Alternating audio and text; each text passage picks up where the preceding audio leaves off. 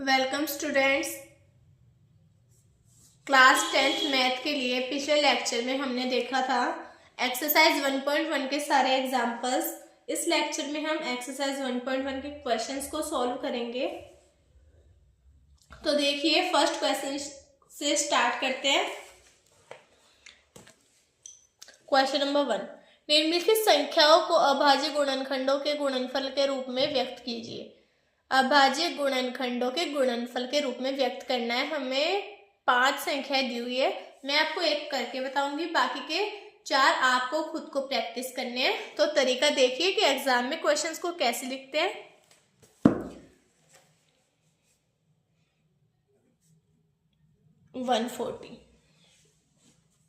तो देखिए, अभाज्य गुणनखंड के रूप में व्यक्त करना है।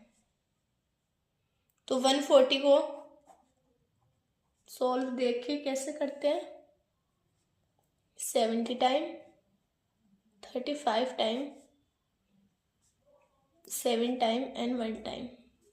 तो 140 को हम लिख सकते हैं 2 × 2 × 5 × 7। 2 की पावर आ जाएगी 2 एंड 5 की पावर 1, 7 की पावर 1। ये हो गया अभाज्य गुणनखंड के रूप में व्यक्त। तो बाकी के 4 क्वेश्चंस भी आपको इसी टाइप से करने हैं। आगे हम क्वेश्चन नंबर 2 की तरफ चलते हैं। तो क्वेश्चन नंबर 2 देखिए, निम्नलिखित के युग्मों के HCF और LCM ज्ञात कीजिए तथा इसकी जांच कीजिए कि दो संख्याओं का गुणनफल बराबर HCF इंटू LCM होता है।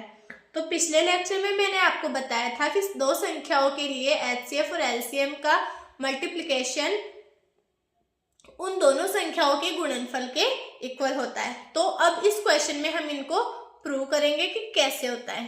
तो मैं आपको एक क्वेश्चन करके बताऊंगी। देखिए, example number question number 2। Question number 2 दिया है। तो संख्याएं देखते हैं हमें कौन कौन सी दी हुई है। संख्याएं हैं 26 और 91। इनका हम करेंगे अभाज्य गुणनखंड विधि से गुणनफल। तो देखिए, 26 को हम लिख सकते हैं 2 × 13 एंड 91 को लिख सकते हैं हम 7 × 13। मैंने आपको पिछले लेक्चर में HCF और LCM दोनों निकालना बताया था। अगर आपको नहीं आता हो तो आप पिछला लेक्चर देख सकते हैं। तो देखिए, इसका HCF क्या हो जाएगा, जो दोनों में कॉमन हो। तो दोनों में कॉमन दिख रहा है हमें 13 है, तो इसका HCF आ जाएगा 13। इसके अलावा कुछ भी कॉमन नहीं है। HCF हमें पता चल गया कितना आ गया, 13। अब हम इनका LCM निकालते हैं। LCM निकालेंगे तो 13 × 2 × 7, ठीक है। कितना आ जाएगा, इनको मल्टीप्लाई करके देखते हैं। इनको मल्टीप्लाई करने पे आया 182। अब हम फॉर्मूला यूज करेंगे जिसे हमें सिद्ध करना है। संख्याओं का गुणनफल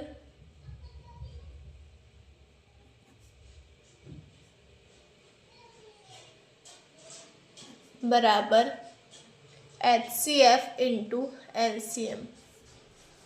संख्याएं कौन कौन सी हमारे पास, 26 और 91। HCF हमने निकाला 13, LCM हमने निकाला 182। दोनों को सॉल्व करेंगे या तो इन दोनों को मल्टीप्लाई करने पे आता है 2386 और इन दोनों को सॉल्व करने पे भी आता है 2386। तो हमें यहाँ से दिख रहा है कि LHS और RHS साइड इक्वल है। इसका मतलब दो संख्याओं के लिए फॉर्मूला क्या होता है, राइट है। इसी तरह हमें इसके बाकी के दोनों क्वेश्चंस करने हैं। अब हम आपको क्वेश्चन नंबर 3 करके बताते हैं कि उसमें क्या करना है। देखिए, क्वेश्चन नंबर 3,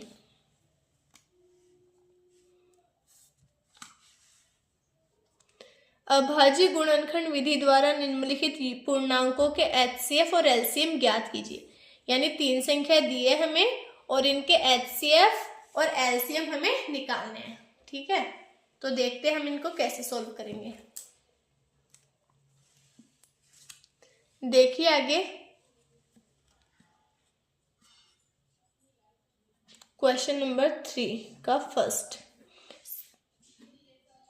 दिया है संख्याएं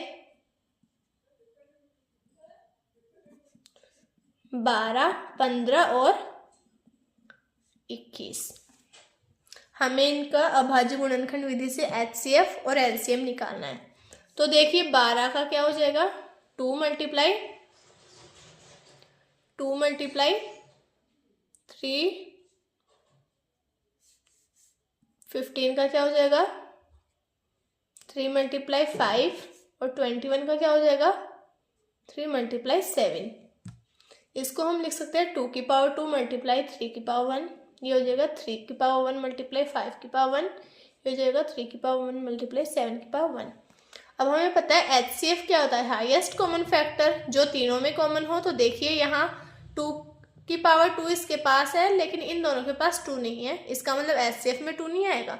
3 की पावर 1 देखिए यहाँ भी है, यहाँ भी है, यहाँ भी है, इसका मतलब HCF में क्या आएगा 3 की पावर 1। 3 की पावर 1 की वैल्यू 3, और कुछ कॉमन नहीं है। अब हम निकालते हैं इसका LCM। LCM निकालना मैंने आपको बताया था पिछले लेक्चर में।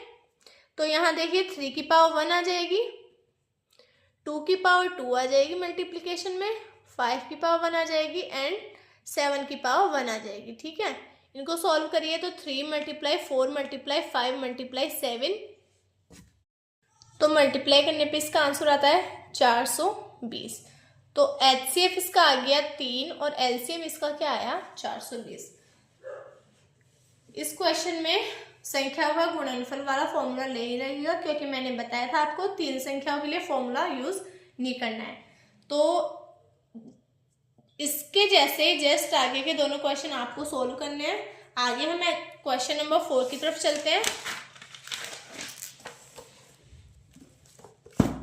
तो देखिए क्वेश्चन नंबर 4, HCF 306 और 657 का दिया हुआ है 9, यानी इन दोनों संख्याओं का HCF 9 दिया हुआ है और LCM निकालना है। ठीक है, LCM ज्ञात कीजिए। तो देखिए 2 संख्याएं हैं, तो 2 संख्याओं के लिए हम वो फॉर्मूला यूज करेंगे।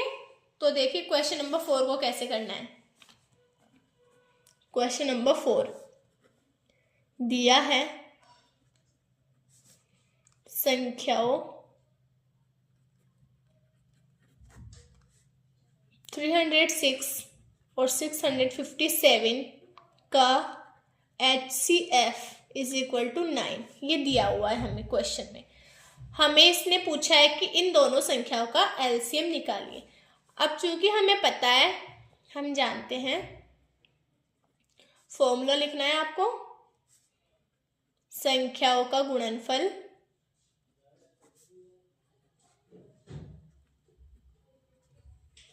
बराबर होता है HCF इंटू LCM। संख्याओं का गुणनफल, इसका मतलब 306 है और 657 है। HCF आपको दिया हुआ है 9, आपको निकालना है इनका LCM। तो देखिए ये मल्टीप्लाई में है, इधर आएगा तो डिवाइड में आ जाएगा। तो LCM इज इक्वल टू हो जाएगा 306 मल्टीप्लाई 657 अपॉन में 9। तो इसको सॉल्व करने पे हमें LCM कितना मिलता है, मल्टीप्लाई करने पे आता है 22,338। ये हमें LCM मिल गया। तो अगर आपको क्वेश्चन में HCF दिया हुआ हो और संख्याएं दी हुई हो तो हम उसका LCM निकाल सकते हैं, और अगर आपको LCM और संख्याएं दी हुई हो तो हम उसका HCF भी निकाल सकते हैं। अगर इन दोनों संख्याओं में से आपको एक संख्या ना दी हो और HCF और LCM दोनों दिया हुआ हो, तब हम वो संख्या भी निकाल सकते हैं। इस फॉर्मूले का यूज करके हम 3 चीजें निकाल सकते हैं। तो आगे देखिए, आगे क्वेश्चंस देखते हैं हम। क्वेश्चन नंबर 5,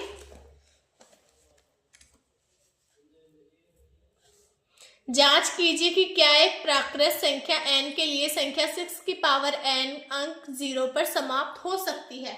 जैसे कि हमने पिछले लेक्चर में देखा था 4 की पावर n के लिए कि क्या 4 की पावर n में n का कोई ऐसा मान है जिसके लिए 4 की पावर n का मान 0 पे समाप्त हो जाए।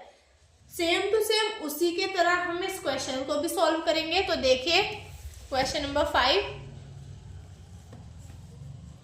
कैसे करेंगे।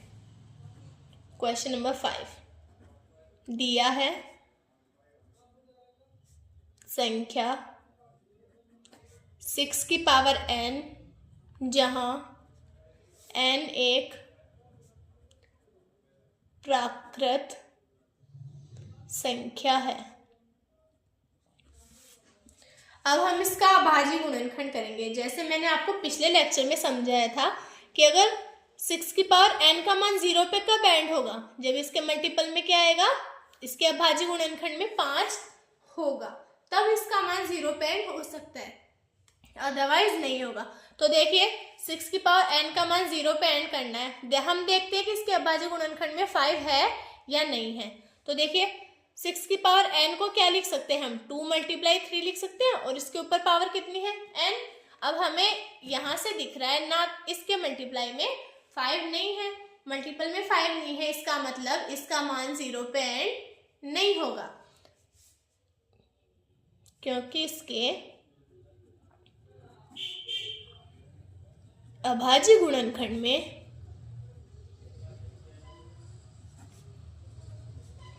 5 की अनुपस्थिति के कारण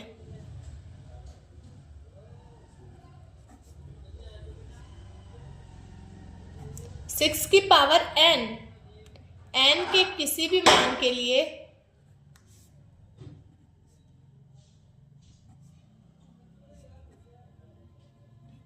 शून्य पर समाप्त नहीं होगी।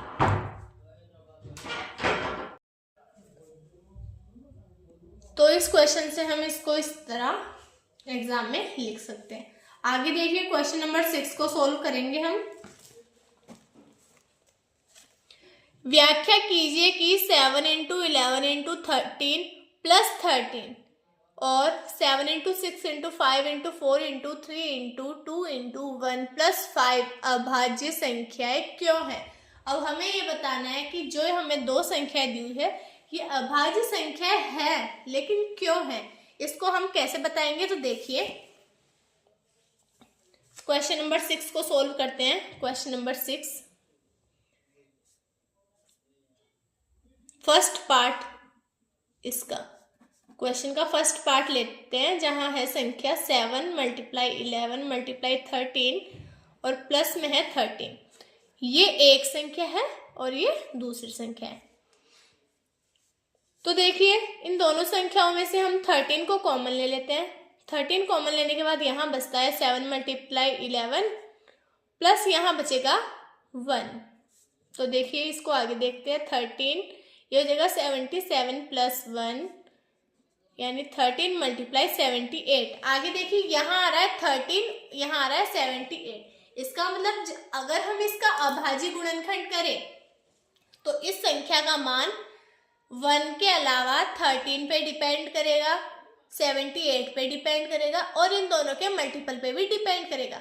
इसका मतलब हम ये कह सकते हैं कि ये दोनों ये संख्या अभाज्य संख्या नहीं है, ये दोनों संख्या क्या है, भाज्य संख्या है। इसका मतलब ये पूरी संख्या हम क्या बता सकते हैं, क्या हो जाएगी, भाज्य हो जाएगी।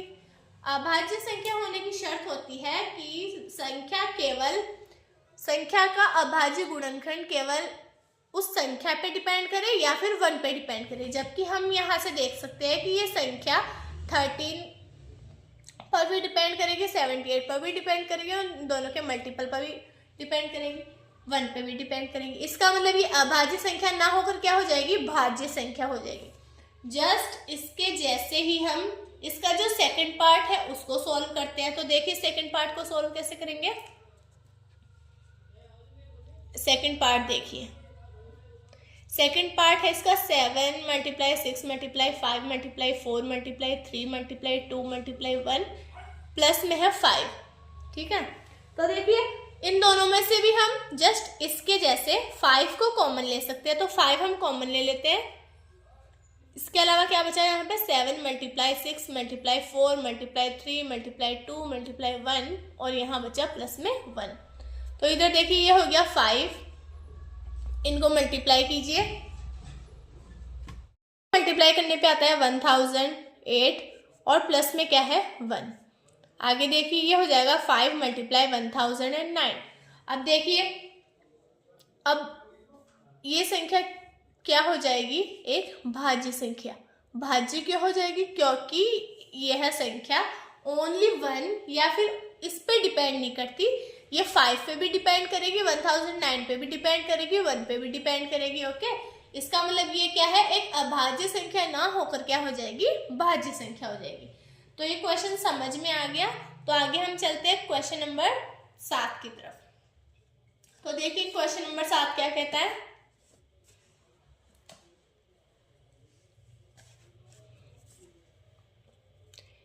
किसी खेल के मैदान के चारों ओर एक वृत्ताकार पथ है। इस मैदान का एक चक्कर लगाने में सोनिया को 18 मिनट लगते हैं, जबकि इसी मैदान का एक चक्कर लगाने में रवि को 12 मिनट लगते हैं। मान लीजिए वे दोनों एक ही स्थान और एक ही समय पर चलना प्रारंभ करके एक ही दिशा में चलते हैं, तो कितने समय बाद वे पुनः प्रारंभिक स्थान पर मिलेंगे। अगर ऐसा क्वेश्चन आ जाए तो उस क्वेश्चन को कैसे सॉल्व करेंगे कि वह फर्स्ट कौन सा टाइम होगा जब वो दोनों मिले। अगर वो एक ही स्थान से चलना स्टार्ट करते हैं और एक ही दिशा में चल रहे हैं, इसका मतलब हमें क्या निकालना है, इन दोनों संख्याओं का एलसीएम निकालना है और हमें वो टाइम मिल जाएगा जिस टाइम बाद ये प्रारंभिक स्थान पर साथ में मिलेंगे। तो देखिए कैसे करेंगे इस क्वेश्चन को।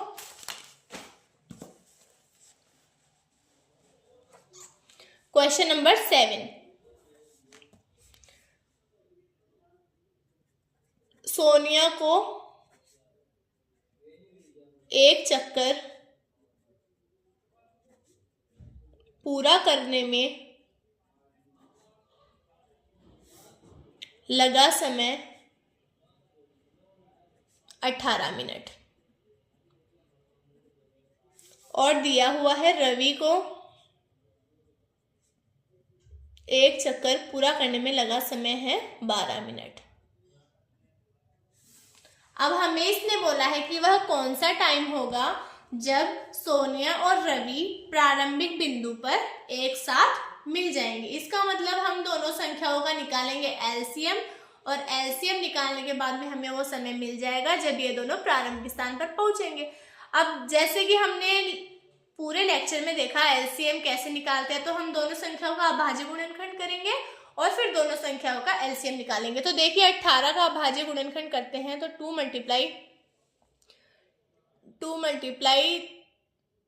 3 मल्टीप्लाई 3, इसका मतलब 2 की पावर 1 और 3 की पावर 2। ठीक है, आगे देखिए 12 का करेंगे तो 2 मल्टीप्लाई 3, इसका मतलब 2 की पावर 2 और 3 की पावर 1। ये हो गया इसका अभाज्य गुणनखंड। हमें निकालना है इसका एलसीएम।